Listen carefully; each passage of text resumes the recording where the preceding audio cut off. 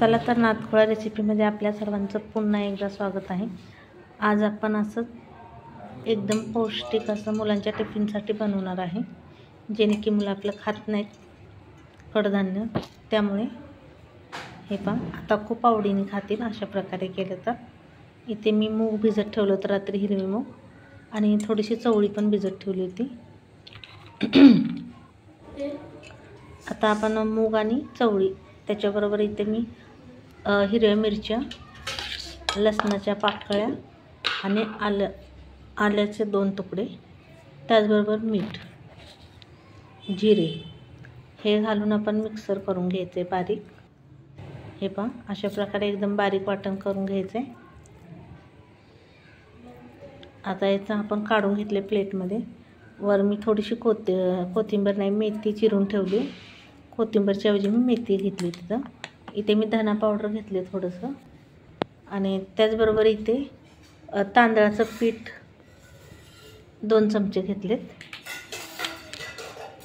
बाथरूमला जा, आणि थोडंसं बेसन ॲड केले।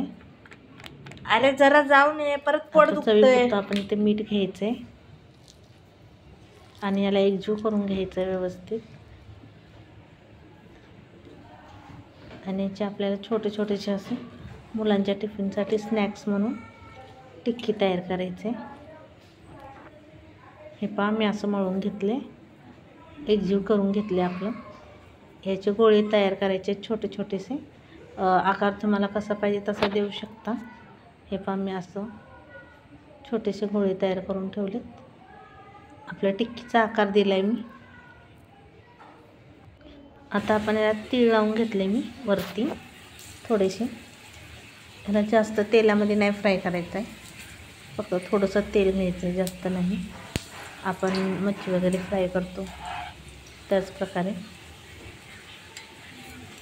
हे पहा एकच नंबर होतात, मुलं इतक्या आवडीने खातात ना, 1च्या जागी 2 चपाती खातात। चपातीमध्ये रोल करून देऊ शकता तुम्ही कट करून, किंवा असंचही खायला छान लागतं। जास्त तर मुलं असंच खातात, चपातीसोबत खातच नाहीत, कारण असं टिक्की वगैरे म्हणलं ना तर खूप आवडीने खातात।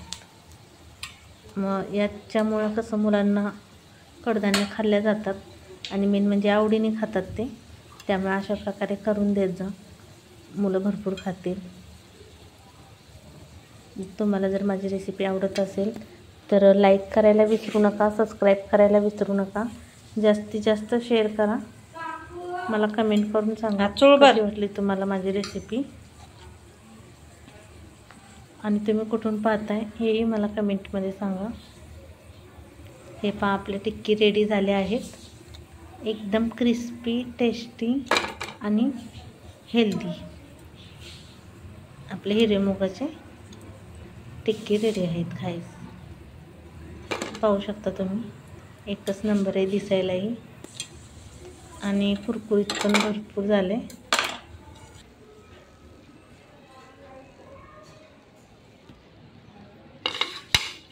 हे पहा तुम्हाला मी कट करून दाखवणार आहे।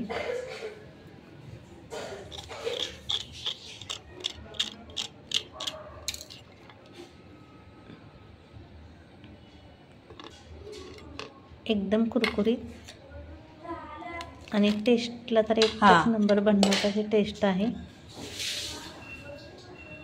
याला तुम्ही सॉस सोबत खाऊ शकता, असंच खाऊ शकता, किंवा याला चपातीला मेयोनीज लावून सुद्धा रोल करून देऊ शकता। असे मुलं खूप आवडीने खातात रोल करून दिलं तर। चला तर मग भेटू असंच आपण पुढच्या व्हिडिओमध्ये काही नवीन घेऊन।